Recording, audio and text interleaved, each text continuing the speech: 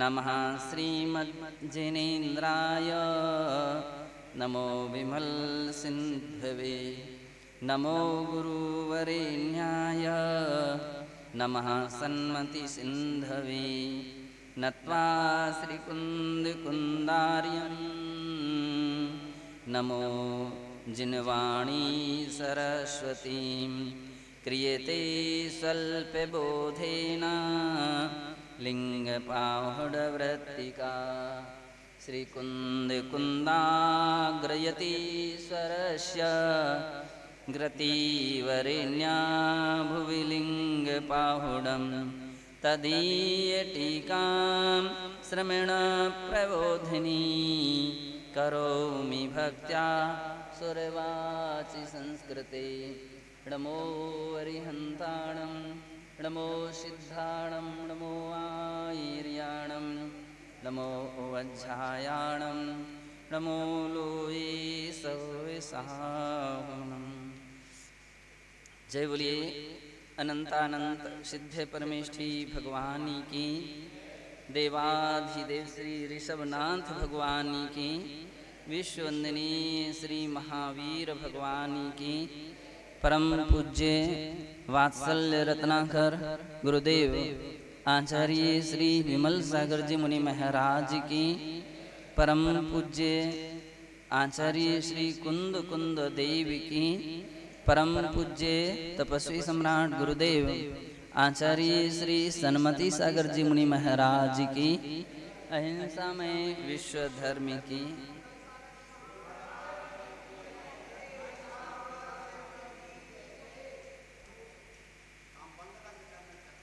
आधा घंटा तो बंद रहेगा।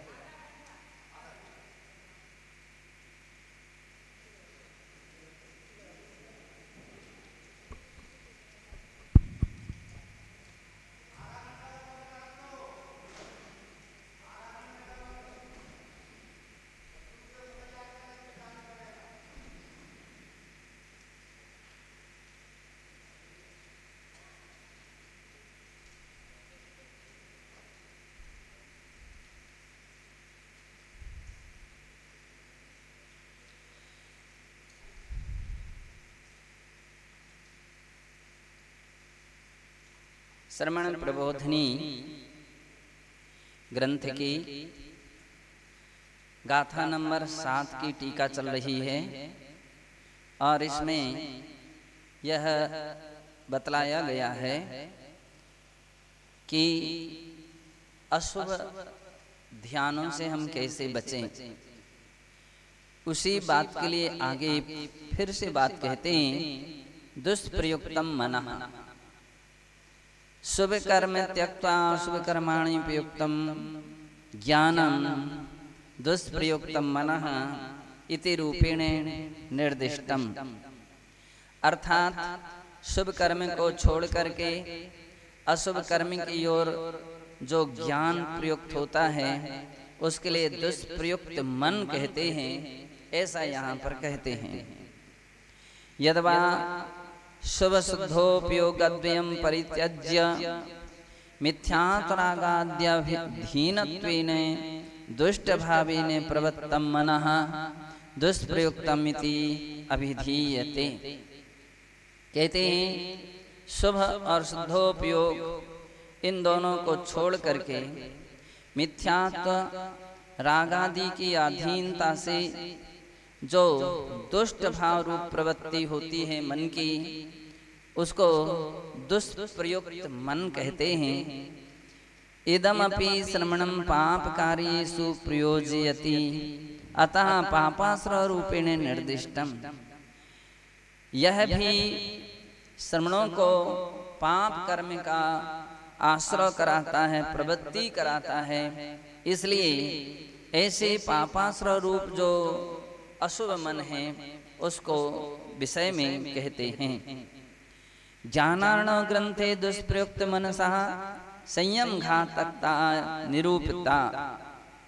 कहते हैं ज्ञानार्णव ग्रंथ के 20वें अध्याय के 20 से 22 श्लोक में दुष्प्रयुक्त मन जो है वो संयम घातक है, ऐसा वहां पर कहा है। कहते हैं विषय ग्रास लुब्धेन चित्त दैत्येन सर्वथा विक्रम्ये स्वेच्छया जस्रम जीवलोका कदर्थिनः। चित्त रूपी दैत्य, क्या उदाहरण दे रहे हैं? चित्त दैत्येन, चित्त रूपी दैत्य के द्वारा विषय ग्रास लुब्धेन, और वो दैत्य क्या है? विषय ग्रास का लोभी है। इसके कारण से विक्रम्य स्वेच्छया जस्रम, आक्रमण करके निरंतर प्राणी समूह को इच्छानुसार जीव लोके कदर्थिनः, स्वेच्छाया जस्रम, बोले जीव लोक के लिए स्वेच्छा से अपनी इच्छानुसार सभी प्राणियों के लिए कदर्थिनः, अर्थात दुख देता है, कष्ट देता है। और कहते हैं अवार्य विक्रमः सोयम चित्तदन्ती निरवायताम् न यावद्ध्वंसयति सा सत्संयम निकेतनम। जो यह मन रूपी हाथी है वह अनिवार्य पराक्रम का धारक है। वह जब तक समीचीन संयम रूप प्रसाद को ध्वस्त नहीं करता तब तक उसका निवारण करना उचित है। कहते हैं जब तक इस मन ने प्राणी के संयम का विनाश नहीं किया है, बोले तब तक उसको कंट्रोल कर लीजिए। अगर अपन ब्रेक नहीं लगाएंगे, कंट्रोल नहीं करेंगे, उसका निवारण नहीं करेंगे, तब तो फिर वो संयम का विध्वस्त कर देगा, घात कर देगा। इसलिए कहते हैं कि उस संयम को, उसका मन का निवारण करना चाहिए। बिभ्रमन् विषयारण्ये चलचेतो वली मुखा येन रुद्धो ध्रुवं सिद्धं फलं तस्यैव वांछितम्। जिसने विषय रूप वन में विचरते हुए चंचल मन रूपी बंदर को रोक लिया है, उसी के निश्चय से अभीष्ट फल की सिद्धि होती है। जिसने मन को कंट्रोल कर लिया है, मन को बस में कर लिया है, तो कह रहे हैं कि मन को एकाग्र कर लिया है, तो जो भी उस एकाग्र मन से काम किया जाएगा वो सही होगा और सफल होगा। और यदि हमारा मन कहीं का कहीं रहे तो हम जो भी काम करेंगे उस मन से काम नहीं करेंगे तो उसमें सफलता नहीं मिल सकती है, ऐसा कहते हैं। और कहते हैं मोहा सामान्य ने दर्शन सारत्र मोहनी उदयोपजी जनितो अविवेका मोहा। मोह का लक्षण है कि मोह किसे कहते हैं? तोले दो दर्शन और चारित्र मोहनी का उदय से प्राणी के मोह को घात करता है, मोह को उत्पन्न करता है, विवेक को अविवेक को उत्पन्न करता है, उसका नाम है मोह। तो ये दो प्रकार की बात यहाँ पर कही गई। कुछ ऐसे लोग हो सकते, ऐसा भी मोह है जो प्राणी के दर्शन घातक है, श्रद्धा को समाप्त करने वाला है, तो ऐसा अविवेक वो दर्शन मोह है जो सम्यक को घात कर दे। और दूसरा क्या है? चारित्र को घात कर दे। चारित्र को घात करने वाला जो मोह है वह वो अविवेक है, वो भी चारित्र मोह है, वो भी मोह है। साच स्वासंवित्ति विनाश कहा। और ये दोनों मोह स्वासंवित्ति का विनाश करते हैं। आत्मनो विभाव परिणाम रूपो विज्ञेयः, और यह आत्मा के विभाव रूप परिणाम है ऐसा जानना चाहिए। स्वभाव नहीं है, ये आत्मा का विभाव रूप परिणति है, ऐसा जानना चाहिए। एवं द्रव्य भाव पापाश्रमाणां प्रमादचर्यादीनां कर्ता भोक्ता च सा श्रवणाभासो भवति त्यक्तः सा पाप मोहितमती इति विशेषणेन ने समलंकृतोत्र गाथायाम। इस प्रकार से द्रव्य पाप कर्म के आश्रय का कारण जो है वो प्रमाद चर्या आदि है, उसका कर्ता और भोक्ता वह श्रवणाभास होता है, यत जो पाप मोहित मति है, जिसकी मति पाप से मोहित है वह है। इति विशेषण समलंकृतो अत्र गाथायाम, इस प्रकार से इस गाथा में ये बात यहाँ कही गई है। मोहो निशेष दोषाकरः पापात्मा ज्ञानाण ग्रंथि च निर्दिष्टः। मोह जो है निशेष दोषाकरः, मोह संपूर्ण प्रकार के दोषों को उत्पन्न करने वाला होता है। पापात्मा इसलिए जो इस प्रकार के मोह को करते हैं, मोह की ही समस्त दोषों का आकर है और पाप रूप है। अथवा जो व्यक्ति ऐसे मोह को करते हैं उनकी आत्मा पापात्मा कही जाती है। ऐसा ज्ञानार्णव ग्रंथ के 21वें अध्याय के 30 और 32 में श्लोक में कहा है। वहां पर कहा है रागद्वेष विशोध्यानम मोह बीजम जिनैर्मतम अतः स एव निःशेष दोषसेना नरैश्वरः। जिन भगवान ने राग और द्वेष इन दोनों को कैसा कहा है, मोह बीजम विशोद्यानम, विष के उद्यान का, विष के जो बगीचा है उसका बीज जो है वो बीज कहा है। विषमय वृक्षों के उद्यान का मोह बीज माना गया है। अतः सैव निःशेष दोष सेना नरेश्वरा, इसलिए समस्त दोषों की सेना का जो स्वामी है, राजा है, ऐसे स्वामी या राजा का नाम जो है वह मोह ही है। तो इस प्रकार के मोह को पराजित करना चाहिए। यस्मिन् सत्ये संसारी यद वियोगे शिवी भवेत् जीवा स एव पापात्मा मोह मल्लो निवार्यताम्। कहते हैं अस्मिन् सत्येव, जिस मोह के होने से प्राणी संसारी है, संसार में परिभ्रमण कर रहा है, संसार में भटक रहा है, संसार में घूम रहा है। यद वियोगे शिवी भवेत्, और जिस मोह के वियोग हो जाने से, जिस मोह के अभाव हो जाने से शिवी अर्थात प्राणी का कल्याण हो जाता है, मोक्ष हो जाता है, संसार से वह पार हो जाता है। जीवा सेव पापात्मा मोह मल्लो निवार्यताम। इस प्रकार से जिसके नष्ट होने पर वह उस सुख दुख से मुक्त होकर कल्याण का भाजन होता है, उसी मोह रूपी मल्ल का निवारण करना चाहिए। सबसे बड़ा पुरुषार्थ यदि कोई है तो इसी बात का है कि अनेकों दोषों को उत्पन्न करने वाला जो है वो मोह है। हम उस मोह को कैसे जीतें और उस मोह को कैसे हम नष्ट करें, इसमें प्रयास करते रहना चाहिए। संसार कांतारे हिंडदी, और ऐसा जीव अगर मोह का विनाश नहीं करता है तो बोले संसार रूपी कांतार, संसार रूपी जंगल में हिंडदी परिभ्रमण करता है।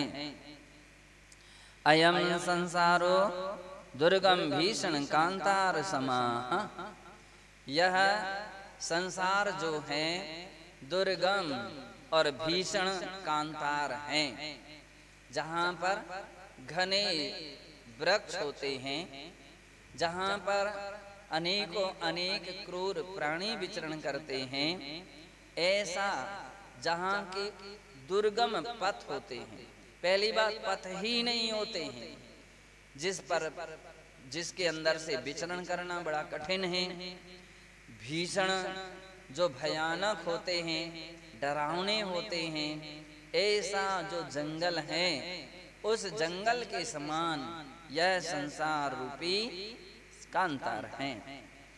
तत्रैव च पाप मोहित मति ही हिंडती परिभ्रमति। ऐसे ही संसार में कौन जीव भ्रमण कर रहा है? तो बोलते जो पाप मोहित मति है, पाप बुद्धि प्राणी है, वे ऐसे संसार में परिभ्रमण करते हैं। मैथुन संज्ञाभिभूतस्य अभ्रम्य सेवनेन संसार बने भ्रमणम निस्तमेविति भाव प्राभित ग्रंथे। कहते हैं मैथुन संज्ञा आदि अब्रह्म सेवन रूप जो पाप है, उस पाप को करने से जीव संसार रूपी वन में नियम से भ्रमण करता है, ऐसा भाव प्राभित ग्रंथ में भी कहा है। कहते हैं आहार भय परिग्रह में हुण शरणाहि मोह ओसि तुमं भ्रमयो संसार वणी अणाई कालम अणाप्यवसो। हे मुनि, अब आचार्य महाराज संबोधन कर रहे हैं, समझा रहे हैं कि हे मुनि, हे श्रमण, तो आहार भय परिग्रह में हुन शरणाहि, आहार भय मैथुन और परिग्रह, इन चार संज्ञाओं के कारण मोहियोसी, तू मोही हुआ है और मोहित होकर के संसार बने अणाई कालम अणप्यवसो भमियो। अणप्यवसो, आत्मा के बस ना हो करके तू अनादि काल से संसार बने भमियो, संसार रूपी इस वन में परिभ्रमण करता हुआ आ रहा है। पापाचरण कर तुम दुख प्रदाह। कहते हैं जो पापाचरण करता है वो दुखदाई है। चतुरशीति लक्ष्य जीव योनि जन्म मरण रूपा संसार यात्रा समस्तम प्रवर्तते एव। 84 लाख जो योनियां हैं, वो जीवों की योनियों में यह जीव जन्म मरण करता हुआ संसार यात्रा सततम प्रवर्तयेव। संसार रूपी यात्रा इस जीव की सतत ही प्रवर्तमान रहती है। उक्तम च उत्तर पुराणे, ऐसा उत्तर पुराण के 69वें सर्ग के 50वें श्लोक में कहा है। भवे भ्राम्यत्य विश्राम्यन प्रताम्यन पाप पाकितः। पाप के उदय से प्राणी बिना किसी विश्राम के भवे भ्रमत्यति, संसार में परिभ्रमण कर रहा है। बिना विश्राम के अनवरत यह जीव परिभ्रमण कर रहा है। यथा कांतारे भीषण जंतु संकुले जनाः सम्यक मार्ग ज्ञानाभावात् तस्मात् बहिर्निर्गन्तुं न प्रभवति। इता तस्य परिभ्रमति क्लाम्यति भयंकर हिंस्र पशु समाकीर्णे वने पदे पदे निज विनाश दुर्गति प्रपीड़न भयात् व्यथतेपि तथैव तस्य। कह रहे हैं कि जिस प्रकार से कांतार भीषण जंतु संकुले, भीषण यानी भयानक, खूंखार, क्रूर प्राणियों से भरे हुए जंगल में जनः सम्यक मार्ग ज्ञानाभावात्, प्राणी सम्यक मार्ग के ज्ञान के अभाव से, समीचीन ज्ञान के अभाव से, मार्ग का सही ज्ञान न होने से सम्यक तस्मात् बहिर्गच्छतुं न प्रभवति, उससे बाहर नहीं निकल पाता है। उसको पता ही नहीं है कि हम कैसे रास्ते से जाएं, किस तरफ जाएं, तो उसको ज्ञान ही नहीं होता है। यथा तथा परिभ्रमति, तब फिर वह यहाँ वहाँ परिभ्रमण करता है। क्लामयति, कष्ट भोगता है। भयंकर हिंस पशु समाकीर्णे वने, भयंकर हिंसक प्राणियों से भरे हुए इस वन में पदे पदे निज विनाश दुर्गति प्रपीड़न भयात, मेरा कहीं विनाश ना हो जाए, कोई प्राणी मुझ पर आक्रमण ना कर ले, मुझे भक्षण ना कर ले।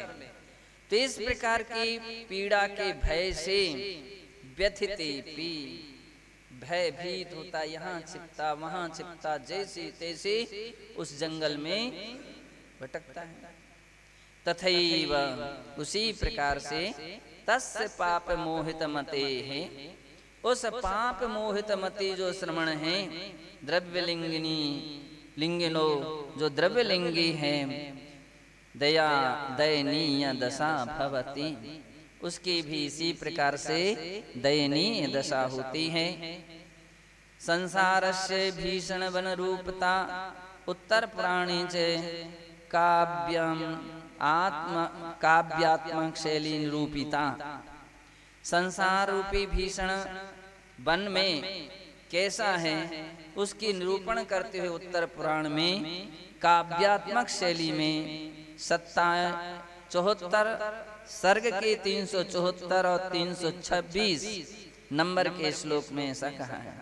324 से 326 इन 3 श्लोकों में उसका वर्णन करते हुए कहा है, विषय द्रुम संकीर्णै कर्णाट विकोष्टकम परिसह महाघोर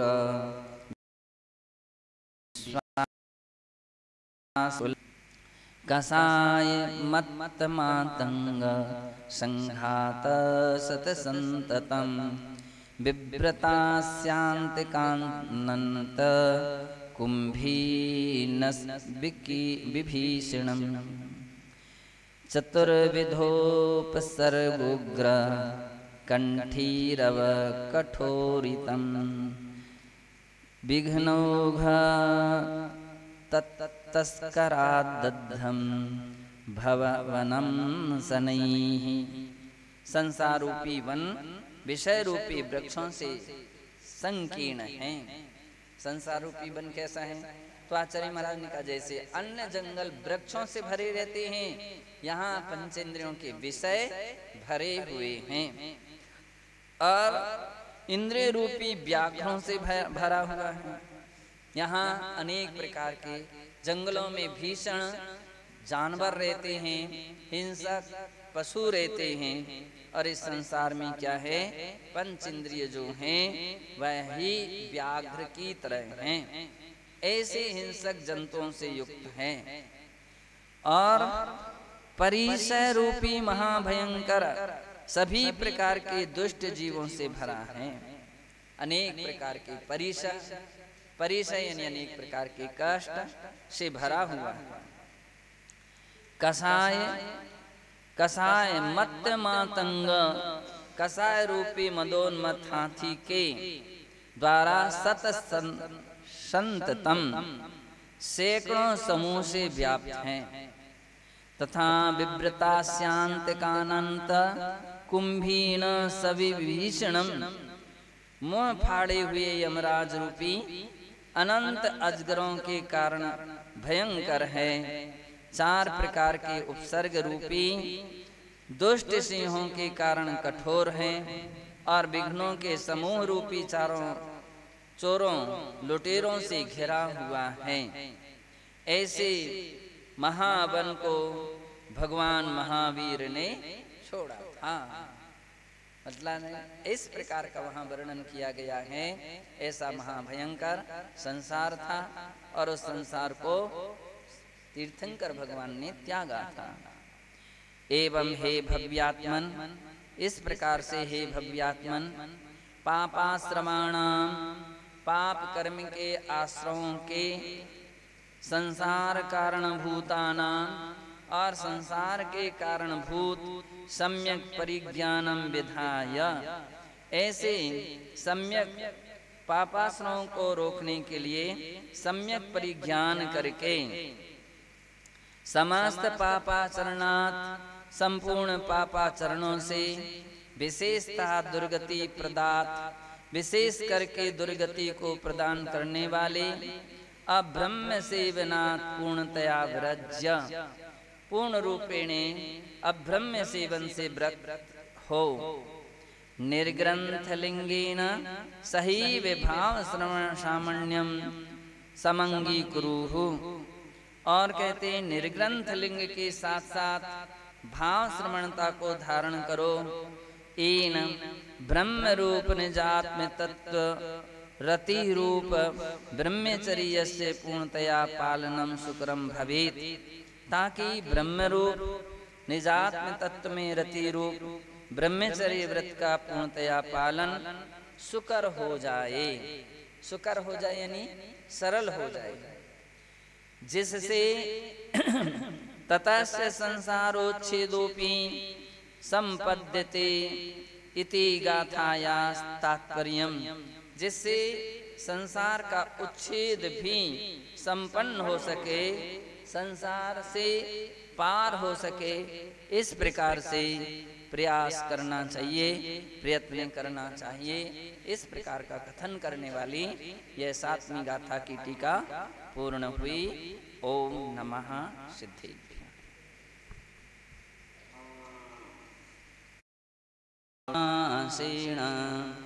नमः श्रीमज्जिनेन्द्राय। तत्वार सूत्र का 30वां सूत्र 29वां सूत्र प्रारंभ हो रहा है। और इस सूत्र में विभिन्न क्षेत्रों में रहने वाले प्राणियों की आयु का वर्णन किया जा रहा है। एक द्वित्रिपल्योपम स्थित्यो हेम्बतक हारिवर्षक दैव कुर्विकाः।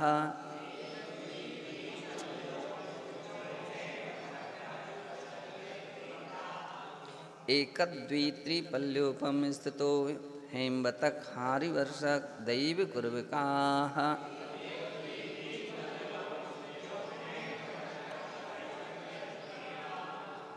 अब एक अपन को ध्यान में रखना है, एक द्वि और सूत्र है ना, तो एक द्वि कैसा पढ़ना है, एक द्वि, फिर एक सत्री भी बोलना, एक द्वित्री, एक द्वित्रिपल्योपम स्थित्यो। तो संस्कृत का जो सूत्र है, अगर हम अलग अलग शब्द करके रखेंगे तो एक द्वित्री पढ़ेंगे, और चूंकि सूत्र है तो एक साथ वाक्य है, तो एक द्वित्रिपल्योपम स्थित्यो हेम्बतक हारिवर्षक दैव कुर्विकाः।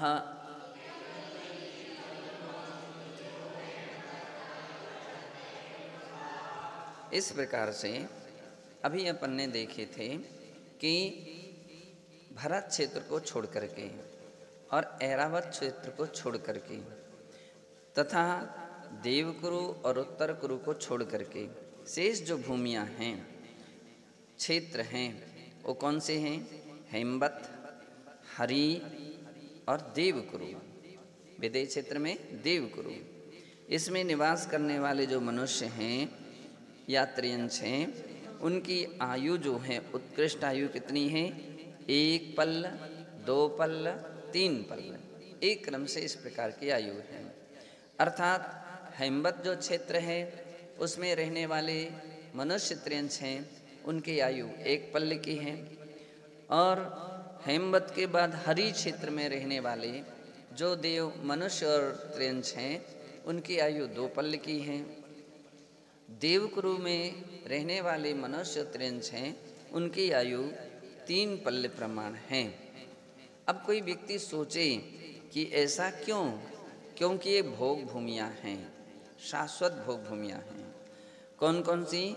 हेम्बत, हरि, देवकुरु। अब ये अपन ने अभी कहाँ तक ले रहे हैं? दक्षिण की। इस प्रकार के हैं। और जब हम अगला सूत्र पढ़ेंगे तो अगला सूत्र है तथोत्तराः। जिस प्रकार से यहाँ दक्षिण की संरचना है, उसी प्रकार से उत्तर की संरचना भी जानना चाहिए। और जब उत्तर की संरचना के विषय में कथन आता है, तो वह क्या है कि वहाँ पर रह गया है शेष कौन कौन से, वहाँ पर है हरि विधि रम्यक हिरण्यवत। तो पहले उत्तर कुरु, रम्यक और हिरण्यवत ये भी उत्तम, मध्यम और जघन्य भूमियाँ हैं। उत्तम भोग भूमि देवकुरु और उत्तर कुरु है। तो इसमें रहने वाले जो मनुष्य हैं या त्रियंश हैं, उनकी उत्कृष्ट आयु 3 पल्ल की है। मध्यम भोग भूमि हरि और वहाँ पर रम्यक ये मध्यम भोग भूमियाँ हैं। तो यहाँ पर रहने वाले मनुष्य त्रियंश की आयु 2 पल्ल की है। और यहाँ हेमवत है, वहाँ रम्यक हिरण्यवत है। तो इन क्षेत्रों में रहने वाले जघन्य भोग भूमियाँ हैं और यहाँ पर रहने वाले मनुष्य त्रियंश की उत्कृष्ट आयु 1 पल्ल प्रमाण हुआ करती है। तो ऐसा जानना चाहिए। विदेशु संख्ये कालाः। अब देवकुरु और उत्तर कुरु विदेश क्षेत्र के अपन ने 2 विभाग कर दिए। एक तो विभाग कर दिया कुरु और दूसरा शेष विदेह है, ये 2 विभाग हैं। तो देवकुरु और उत्तर कुरु को छोड़ करके जो शेष विदेह क्षेत्र हैं, उन विदेह क्षेत्रों में रहने वाले मनुष्य त्रियंश जो हैं, उनकी उत्कृष्ट आयु संख्यात वर्ष की है। कितने वर्ष की है? संख्यात वर्ष की है, ऐसा जानना चाहिए। भरतस्य विष्कंभो जम्बूदीपस्य नवति सद्भागः।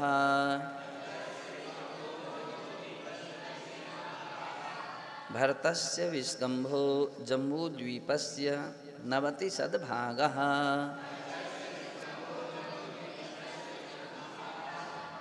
भरत क्षेत्र का विस्तार जम्बूद्वीप से 190वां भाग है।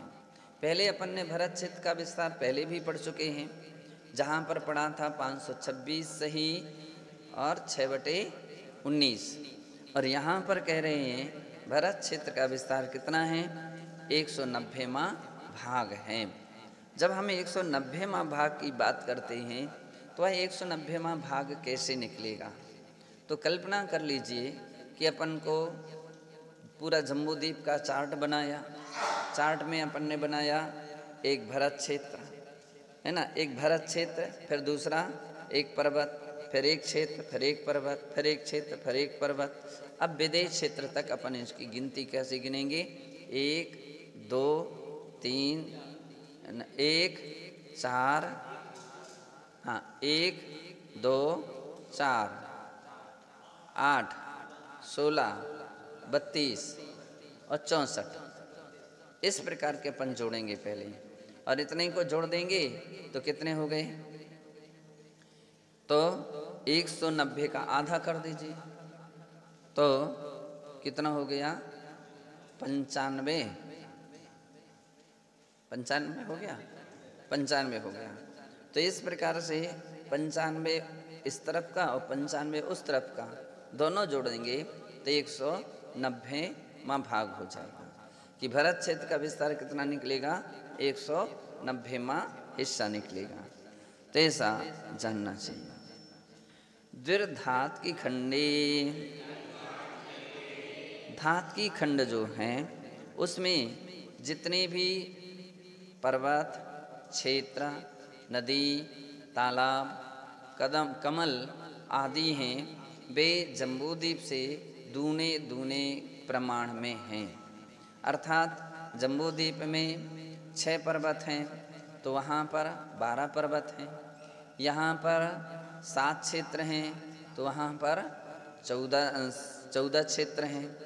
यहाँ पर 6 तालाब हैं तो वहाँ पर 12 तालाब हैं। यहाँ पर 14 नदियाँ निकली हैं तो वहाँ पर 28 नदियाँ निकली हैं। तो इस प्रकार की सारे रचना और इसका विस्तार दूना दूना समझना चाहिए। पुष्करार्धे च, पुष्करार्धे च, और ऐसी रचना कहाँ तक जानना चाहिए दूनी रचना? अर्ध पुष्करवर द्वीप तक।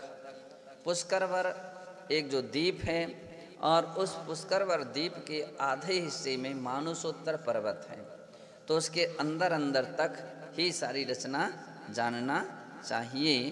शेष कथन कितने रह गए? शेष नमो